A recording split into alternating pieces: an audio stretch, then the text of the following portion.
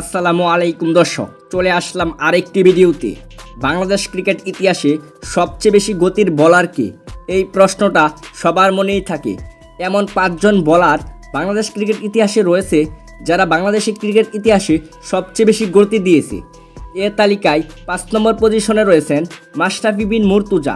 তিনি নিউজিল্যান্ডের বিপক্ষে একটি বল ছিল 148.7 কিলোমিটার। তারপর 4 নম্বর পজিশনে রয়েছেন তাসকিন আহমেদ। তার একটি বলের গতি 149.3 কিলোমিটার। 3 নম্বর পজিশনে রয়েছেন রুবেল হুসাইন। তার একটি বলের গতি ছিল 149.5 কিলোমিটার। তারপর 2022 সালে আয়ারল্যান্ডের বিপক্ষে সব রেকর্ড ভেঙে দিয়ে বাংলাদেশ ক্রিকেট ইতিহাসে সবচেয়ে বেশি গতির বোলার হন এবাদত হোসেন। সেই বলটি ছিল 149.6 কিলোমিটার।